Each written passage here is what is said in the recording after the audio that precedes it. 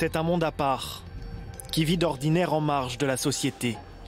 Frappé par l'épidémie du coronavirus, le milieu carcéral participe à l'effort de guerre. En quelques semaines, la prison de Val-de-Reuil en Normandie a mis sur pied cet atelier. Chaque jour, 1000 masques y sont confectionnés par les détenus. Non seulement les médecins, les infirmières font le maximum pour aider la population, mais si nous, étant incarcérés, on peut aussi participer à aider, à faire en sorte que la population ait le maximum possible de masques, c'est bien. Un effort salué par la garde des Sceaux, en visite hier à la maison d'arrêt. Ça va permettre à l'administration pénitentiaire et plus largement au ministère de la Justice d'être autonome dans la production et l'utilisation de ces masques. Et ça nous permet également de contribuer à donner des masques à l'extérieur. Depuis plusieurs semaines, les gardiens de prison alertent sur l'urgence de recevoir des masques, car le virus s'infiltre dans un système pénitentiaire déjà fragilisé. À la veille du confinement, les prisons comptaient plus de 72 000 détenus pour environ 60 000 places. Une surpopulation qui favorise la propagation du virus.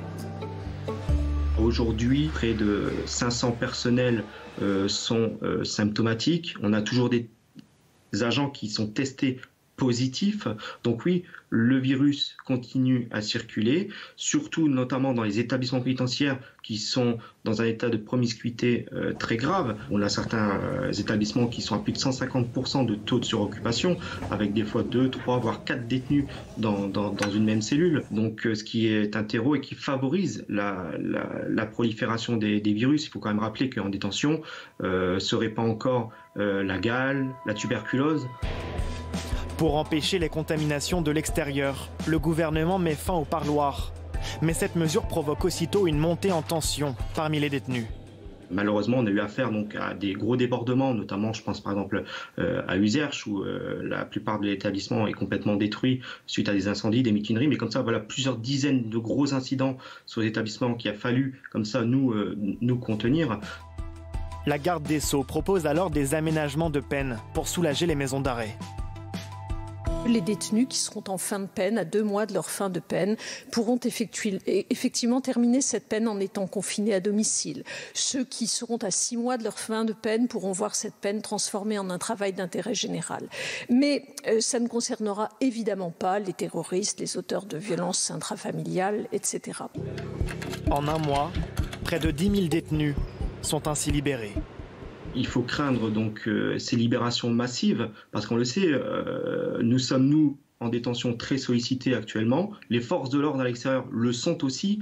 Donc, qui va faire cette surveillance de détenus, notamment de ces détenus un peu particulièrement surveillés quand même de fait de leur passé criminel, qu'on se le dise.